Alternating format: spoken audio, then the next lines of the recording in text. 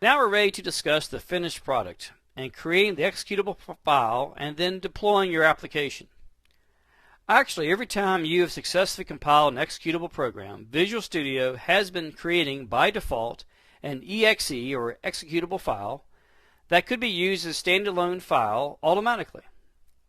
You can find this file in your directory by going to the location where your folder and solution files are located.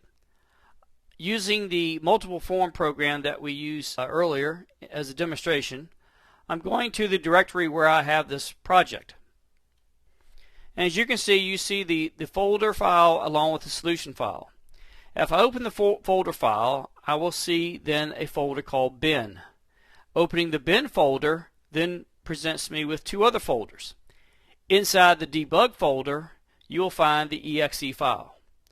This is an exe file that is now able to be run as a standalone file. From this, you could right-click and send it to a desktop,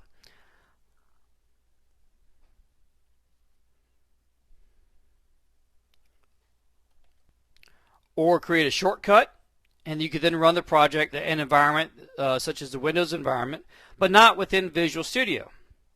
So all the user would have to do is have the .NET framework on their machine, but they would not necessarily have to have Visual Studio. When you're ready to deploy your application or distribute your application among other computers, you can return to the project and click on the Build menu item and then choose Publish for your project. By selecting the Publish option, this will launch the Publish wizard, which gives you the option of specifying a file path, a website, or an FTP server. Media options for distribution are CD-ROM or DVD, or file sharing through a network, or via the web. You can also have the program check for updates online. If you deploy to a folder on your system, you'll find a setup.exe application inside of the folder. Try copying that folder to a CD and then install your program on another machine.